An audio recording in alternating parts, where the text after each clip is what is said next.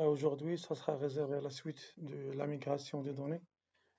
La dernière fois, nous avons vu SQL Loader. Aujourd'hui, nous allons voir le DataPump.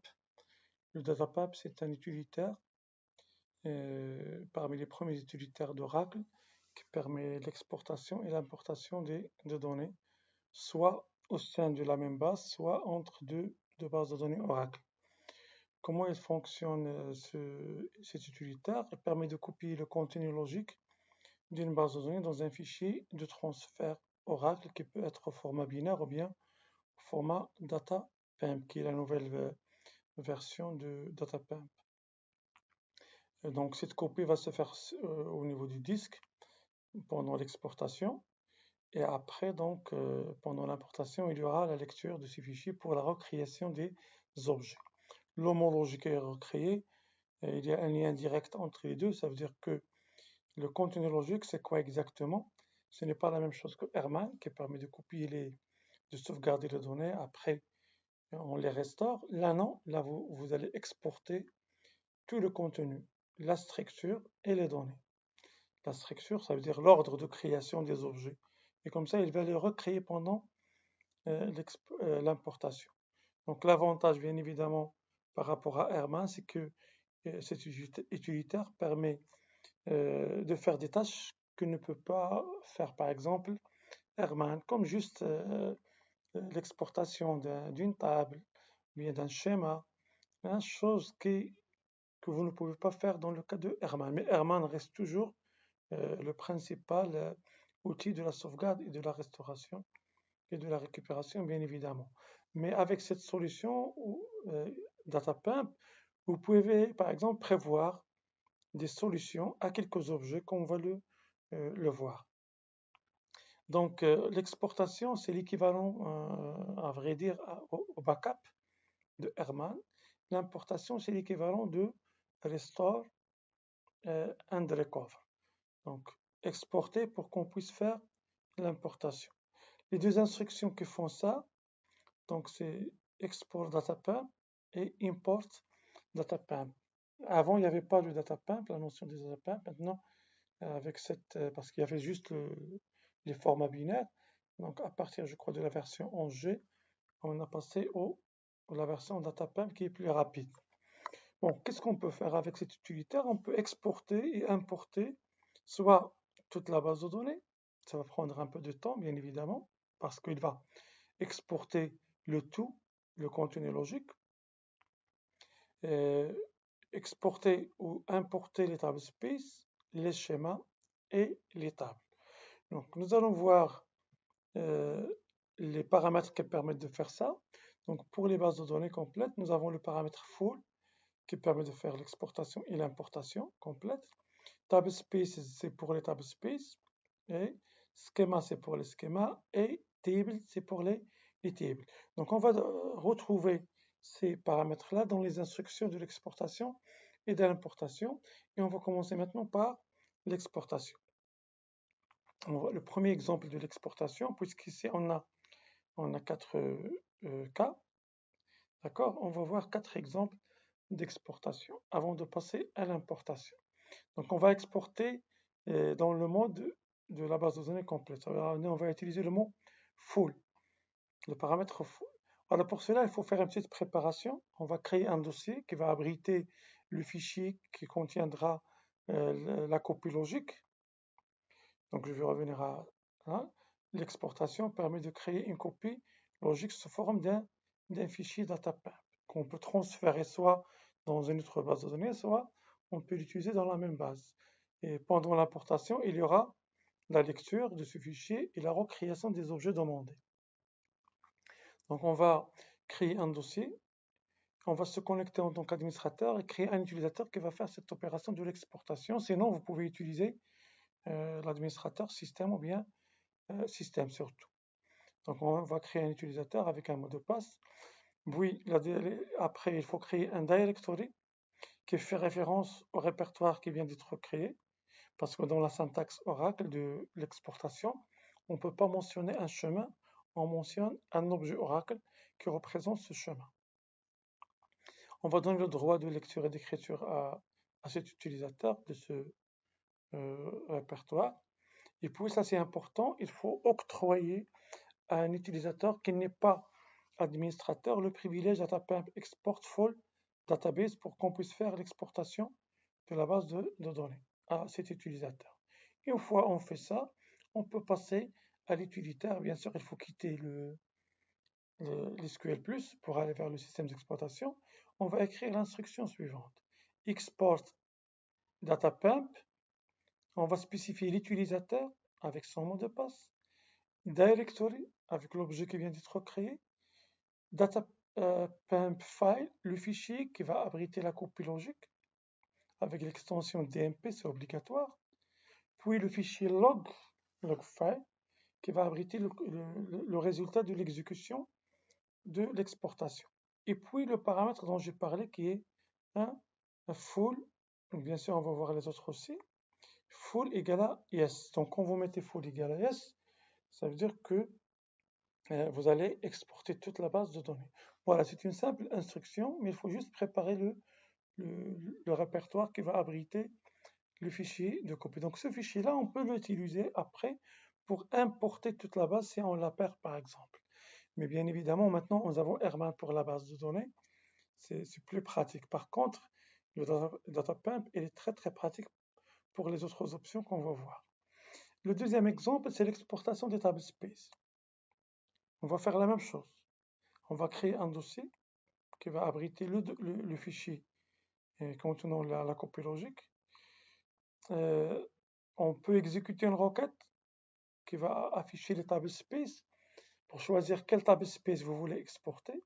Donc cette requête n'est pas obligatoire si vous savez à l'avance les noms des tables space à exporter. On va créer un directory que j'ai appelé ici export.ts dans le dossier qu'on vient de créer. Donc il est préférable de diviser bien évidemment l'emplacement de chaque exportation pour garder les fichiers de l'exportation. Même chose, on va donner le droit d'écriture et de lecture à cet utilisateur avant de lancer l'opération de l'exportation. Donc on va exporter avec le même utilisateur, mais dans le directory qu'on vient de créer, avec un autre fichier, dans un autre emplacement qui porte exportation tablespace DMP, un fichier log bien évidemment, et le paramètre tablespace dans lequel vous allez spécifier soit un tablespace, soit plusieurs tablespaces séparés par virgule. Voilà, maintenant c'est comme si on a fait des copies, des sauvegardes en quelque sorte de ces tablespaces. Deuxième exemple, c'est l'exportation d'un schéma, carrément. Un schéma, c'est un utilisateur qui contient ses propres objets. Donc, par exemple, nous voulons que les développeurs, par exemple, puissent utiliser le schéma, bien les tables d'un utilisateur. Ça, il peut le faire lui-même, cet utilisateur. D'accord? Donc, comment? On va encore créer un dossier pour l'exportation, un directory qui représente le dossier qu'on vient de créer, read and write. C'est du copier-coller, mais il faut faire attention parce que là, je change le nom et je change toujours l'emplacement. Et après, donc pour l'exportation, on va utiliser le même utilisateur, mais là, on va utiliser le mot schéma. Schéma égale à le schéma à exporter. Je répète, un schéma, c'est un utilisateur avec ses propres objets, les tables, les triggers, les procédures, les fonctions et tout ça. Vous pouvez vous spécifier le directory et vous spécifiez aussi le nom du fichier qui va être créé dans cet emplacement. Je l'ai appelé ici scott.dmp datapump, pardon, et log, ce sera la même chose, scott.log, et j'ai spécifié un autre paramètre, file size égale à 20 mégas, c'est-à-dire que ce fichier qui va être créé ne doit pas dépasser 20 mégas. Si elle dépasse 20 mégas, elle va générer une erreur et vous devez changer la taille. Si nous voulons exporter plusieurs schémas, vous n'avez qu'à séparer les noms par virgule, c'est ce que j'ai ajouté dans ce commentaire. Voilà, donc on vient de voir comment exporter ces trois types. On va voir le dernier type, et dans ce dernier type, je vais vous glisser une autre syntaxe d'exportation. Donc le dernier type, c'est le mot table. On va exporter une table, et pour cela, on va utiliser Scott. Donc on va exporter la table département qui appartiennent à Scott. Vous savez très bien que Scott contient plusieurs tables. et les propriétaires de plusieurs tables, employés qu'on a utilisé dans pas mal d'exemples, départements et d'autres, je crois 5 tables. Donc on va créer encore un répertoire directory qui fait référence à notre dossier, read and write, pardon, et puis on va déverrouiller le compte de Scott pour qu'on puisse l'utiliser dans cette opération. Bon, j'ai utilisé Scott parce que c'est lui le propriétaire de cette table. Donc, on va utiliser maintenant un fichier. Au lieu d'utiliser l'instruction de l'exportation dans une seule ligne, on va reprendre tous ces paramètres-là. L'ordre n'est pas important. On va reprendre tous ces paramètres-là dans un fichier et on va faire appel à ce fichier par l'exportation data PIM. Comment? On va utiliser export data PIM par file et on va faire appel à ce fichier. Qu'est-ce qu'il doit contenir ce fichier? C'est ce que je viens de dire, les paramètres cités avant. Annoter l'utilisateur avec son mot de passe, mais là vous êtes obligé d'ajouter user ID, c'est obligatoire ce paramètre. Directory c'est déjà vu, dump file c'est déjà vu, log file c'est déjà vu aussi, et la taille si vous voulez bien évidemment, c'est déjà vu. Plus l'option table, parce que nous sommes dans le mode table, et là vous pouvez spécifier bien évidemment la table à exporter. On peut exporter plusieurs tables séparées par virgule. Si vous êtes administrateur, c'est par exemple ici nous sommes système, on peut par exemple exporter plusieurs tables qui appartiennent à d'autres utilisateurs, mais en ajoutant un nom qui qualifie chaque table. Voilà, donc retenez s'il vous plaît cet exemple de l'exportation parce qu'on va utiliser l'importation de cette table qui est département et qui est exportée dans le fichier département export data file et dans le dossier export tables. Voilà, maintenant on vient de exporter les 4 types d'objets proposés par DataPan. Pourquoi on a fait ça? C'est pour faire l'importation.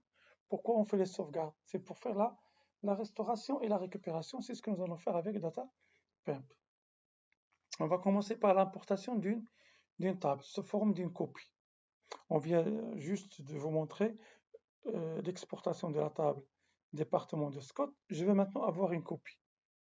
Bien évidemment, avec Herman, c'est pas évident. Et avec select, creatable select, c'est possible. Mais nous voulons faire ça soit dans cette table, soit dans cette base, soit dans une autre base. Donc on peut transférer les fichiers qu'on vient de créer lors de l'exportation vers une autre base de données et faire l'importation sans problème. Donc l'importation consiste tout d'abord donc à créer un autre fichier.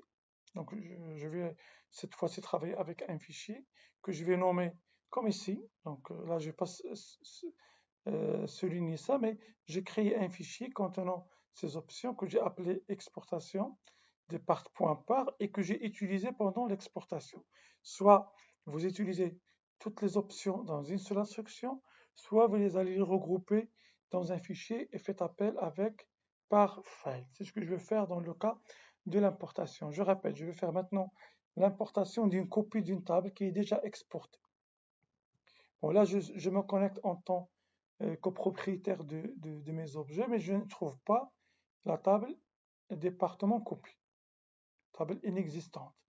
Je vais créer un fichier contenant l'utilisateur. Regardez, le directory n'est pas créé, il est déjà créé. Exportable, c'est le directory qu'on vient d'utiliser pendant l'exportation. Même chose pour le nom du fichier dump file et même chose pour log file. Donc on a fait tout ça, c'est pour qu'on puisse faire l'importation. Et pendant l'importation, il y a une autre option que vous allez utiliser, c'est remap table. Remap table, ça veut dire qu'on va importer une copie à partir de département vers département copie. Cette table qui n'existait pas, après l'importation, et là on va utiliser la deuxième instruction import data par file, et on va utiliser le fichier qu'on vient de créer. Pendant cette opération de l'importation, DataPan va créer cette table à partir de quoi? De l'exportation déjà effectuée, à partir de la copie logique. Nous avons dit que la copie logique va aider DataPan pendant l'importation à recréer les objets. Et bien évidemment, il y aura une recréation à base de la copie logique vers une nouvelle base de données, bien vers la même base de données. Et on peut vérifier après connexion avec Scott Steiger, soit select count étoile, soit select étoile from département copie. Donc là, vous n'avez pas trouvé la table, là, vous allez trouver sans problème. Maintenant, si on essaie d'exécuter la même instruction, il va générer une erreur, bien évidemment, parce que la table existe déjà. Maintenant, si nous voulons alimenter cette table par des données, sans la recréer, vous allez ajouter cette ligne table exist action append à ce fichier. Vous n'avez qu'à ajouter cette ligne à ce fichier, enregistrez-le, exécutez votre instruction, import dataPub, et voilà, vous n'avez qu'à compter le nombre de lignes. Ici et ici, vous allez voir, vous allez trouver le double, bien évidemment, parce qu'il va copier le double. Alors j'espère que c'est clair maintenant, l'idée elle est claire. Donc c'est une deuxième solution entre les mains des administrateurs pour proposer des solutions lors de la perte des données. Herman reste toujours l'outil le plus puissant, mais si vous avez besoin de quelques tâches simples, faciles, vous avez aussi DataPimp. Vous n'avez qu'à faire l'exportation. Mais j'insiste sur le fait que vous pouvez faire ça dans la même base ou bien vers une autre base de données, si vous pouvez transférer les fichiers vers une autre base de données. Un autre exemple d'importation, on va importer une table après sa suppression. Et pour ne pas toucher aux tables de Scott, je vais supprimer la table que je viens d'importer. Je viens d'importer un département copie. Mais cette table que je viens d'importer n'est pas encore exportée. Je vais l'importer, mais n'est pas encore exportée. Je vais la supprimer pour vous montrer comment importer une table déjà supprimée.